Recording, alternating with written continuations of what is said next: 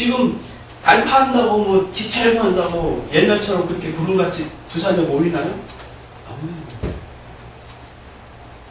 근데 대표열부 풍성학교 김성근 목사님은 워낙에 머리가 좋으셔서 온누리교회의 저는 이제 목회적 사역구조라고 그러는데 여기 써는 목양적 사역구조하고 목회적 사역구조라고 하는데 온누리교회의 이 획기적인 사역 교구와 사역을 분리시키느냐 합하느냐의 차이예요. 이제 마이크로를 제가 말씀드렸고 그 다음에는 구역과 사역을 어떻게 하느냐. 제자훈련은 온전히 뭐예요? 구역만 만드는 거예요. 셀은 뭐예요? 셀? 구역만 만드니까 한계가 있어요. 셀은 뭐예요? 셀은 교구 안에 사역부서를 만드는 게 셀이에요. 제 말씀 이해돼요? 이거 한참 또 강의를 해드려야 돼. 셀. 그러니까 지구촌교회 셀, 지구촌교회 홈페이지에 딱 가셔서 셀을 보시란 말이에요.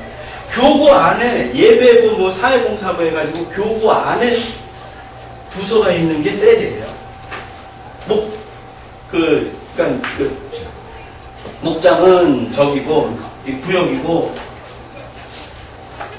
뭐라 그랬더라. 하여튼 그 그룹을 해가지고 하여튼 사랑의 제자훈련은 사역은 사역대로 있고 구역으로 하는데 그 사역 자체에는 사실 힘이 있는 게 평신도 사역자들이 아니고 그냥 일반 프로그램 돌아가는 거고 어쨌든 후장교 세우는 거고 셀은 구역 안에다가 사역 기능을 집어넣은 것이 이거예요.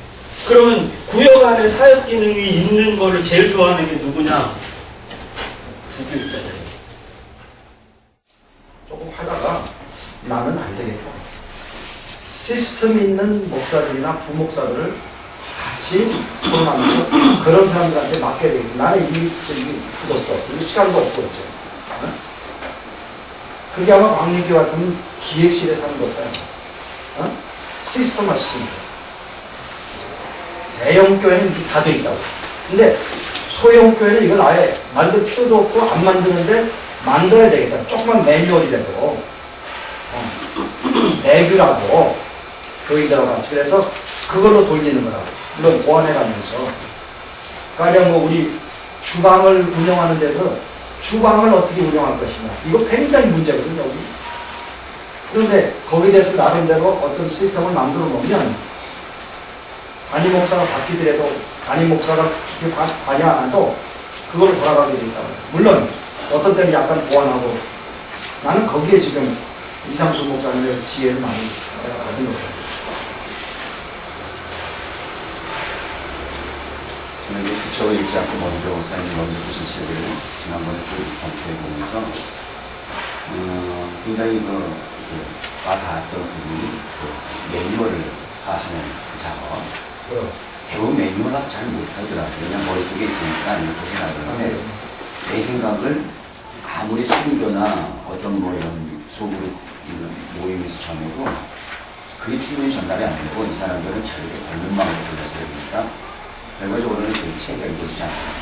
또 21세기 시골 농촌에서만 목회를 하다 보니까 그 사람들을 통신도를 특히 사역 시스템을 만든다고 하는 그 작업은 굉장히 쉬운 일은 아니더라고요. 오래 시간을 하는 건데 그게 오래 매달려서 하는 것도 어렵고 그 사람들조차도 당신네들 통신도 살기를 생각을 하면 그 자체를 거부를 해요. 우리가 어떻게 하냐 목사님 다 하셔야지. 그냥 하다가 그 이끌어가는 과정이 중단되고 그만두고 이런 경우 굉장히 많습니다.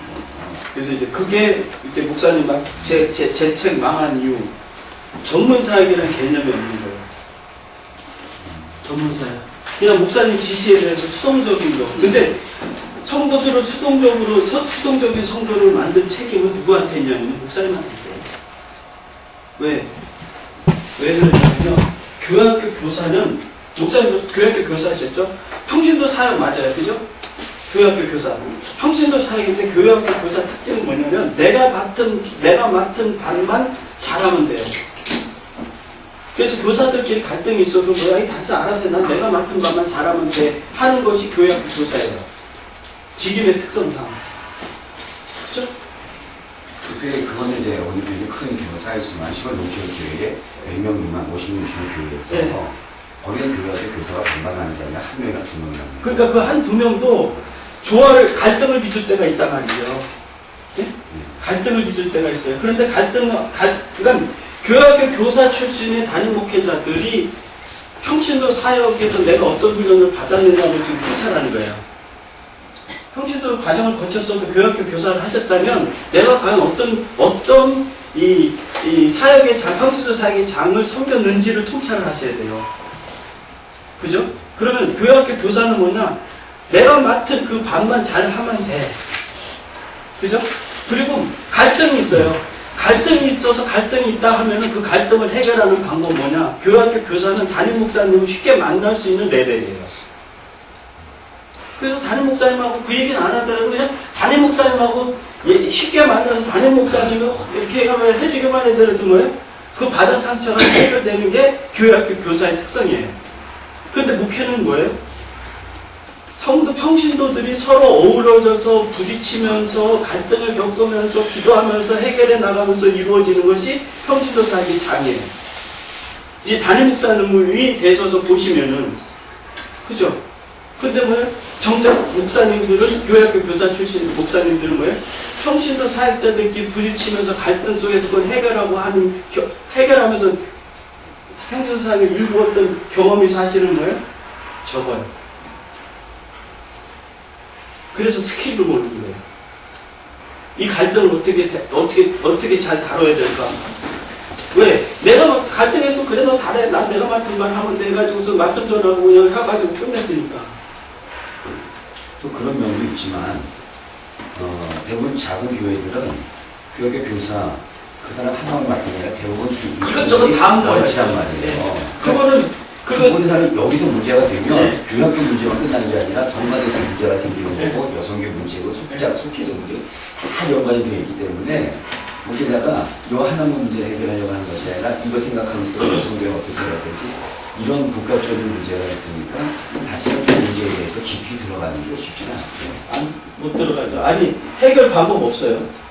그거 해결하려고 그러면. 그래서 저는 이제 목사님 쓰는 시스템을 무슨 일인데 매뉴얼하는 그 작업이 이거는 어느 한 교회를 대상하는 것도 중요하지만 모든 목회자에게 주어진 문제라는 생각이 드는 게 큰 교회에 대한 매뉴얼은 얼마든지 자원이 있으면 돼요. 그런데 작은 교회는 사실은 매뉴얼의 작업이 더 필요한 데가 작은 교회잖아요.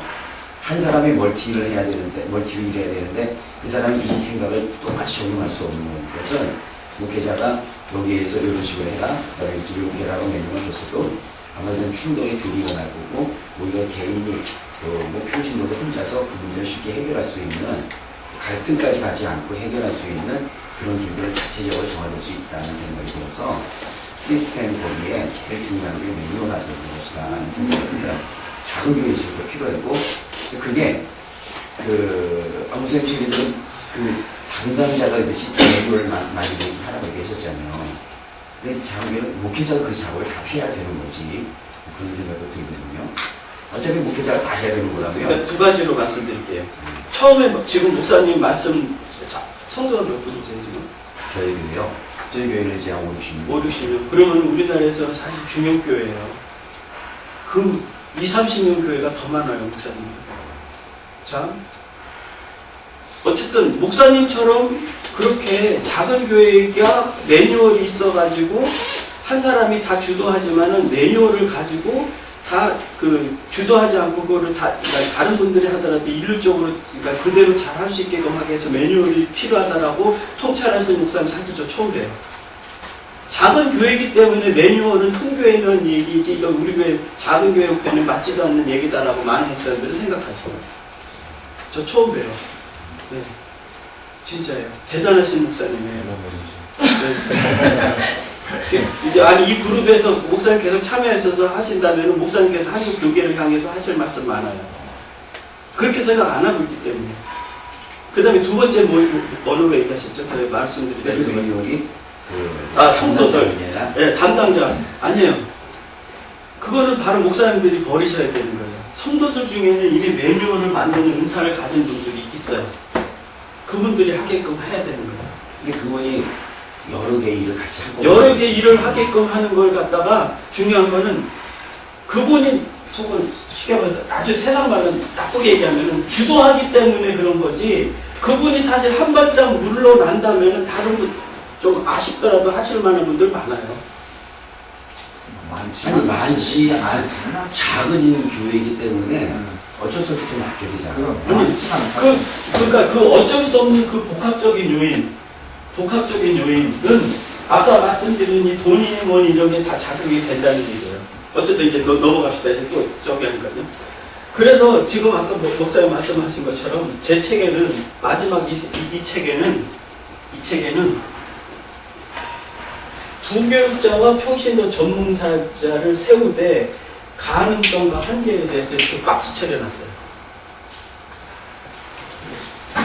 어디까지 세우고 어디까지는 안 되고 이거 정리하지 않으면은 나중에 얽히기 시작하면은요 교회 깨져요. 그래서 저는 부분 제 책에 보면 부분 이걸 갖다가 쭉 했어요. 부교육자들이 뭐 해가지고 쭉 넘기면 이렇게 평신도 정해서 가능성과 한계. 그래서 곳에 제가 이거를 이렇게 이렇게 가능성과 한계를 조목조목 넣는 거예요. 선생님 그러면 100명 미만의 교회에서 중소교회에서 거기를 부교육자와 평신도 사역자와의 그런 가능성과 한계가 있지만 거기에는 부교육자가 없으면 단임 목회자, 평신도 사역자의 가능성과 한계. 그래서 아까 계속 말씀드리죠. 알파. 터크에다가 평신도 중직자에게 마이크 넘겼더니 뭐예요? 그보다 높은 중직자가 마이크 안 잡은 중직자가 희생을 해가지고 갈등을 생기는 거예요. 갈등이. D12는 단임 목사가 주도하다가 보니까 평신도 사역이 다 죽어버렸어요. 그래서 나중에 해피데이라고 했는데, 자, 이러한 흐름에서 온누리교회는 뭐냐? 온누리교회는 사실 94년에서 97년도에 이거를 다 넘는 시스템을 하나님께서 사실 선물로 주셨던 거예요. 그런데 이것이 그 원형을 잃어버렸어요. 온누리교회 자체가. 그러면은 이걸 다 어우르는 걸 해가지고 이제 요거 보시면서 제가 말씀드릴게요. 진정하게요. 제가 말씀드리는 교회 시스템의 목표가 있어요. 이거는 제 인터넷 홈페이지 보시면은 www.forchurch.world.kr이에요. 여기에 이미 아가페 목회 컨설팅 아카데미에서 지금 여기 인터넷이 안 돼서 못 보여드리는데 이미 전 세계에다 온라인으로 제가 공개해놓은 그 원문 그대로예요. 아침에 다운받아가지고 출력하고 그대로예요. 그러면은 크게 남자 성도가 나오는 교회를 만들어야 된다. 공감하시죠? 두 번째, 성도들이 스스로 배우려 하는 교회, 즉 자유훈련 교회를 만들어야 된다. 그러니까 성경 공부를 개설하셨어도 성도들이 스스로 나와줘야 되는 건 나오나요? 안 나와요. 주중에 성경 공부만 만든다 그러면 나오나요? 안 나와요. 근데 스스로 자기발로 걸어서 주중이라도 나오게 하는 교회를 만들어야 된다. 세 번째, 담임 목사만 주인공이 아니라 평신도 전문 사역자가 양성되어서 동력하는 교회가 되어야 된다. 이거 주인공 정확하게 보셔야 돼요. 사실 교회학교 교사 하셨던 목사님들은 다 뭐예요? 가르치는 은사가 충만하셔가지고 성도들에게 계속 아까도 이제 우리 목사님 기도하셨지만 목사님도 기도하셨는데 다 그래요. 우리 성도들 어떻게 양육하고만 생각을 하신단 말이에요. 장로님들에게 양육한다고 성경 공부만 하자고 그러면 장로님들이 그러니까 이 담임 목사님들이 몇 번 이렇게 바뀌신 아주 창립 멤버인 장로님이라고 생각해 보세요. 목사님이. 네? 새로 부임하신 목사님이 성경 공부만 합니다 하면은 마음이 어떻겠어요?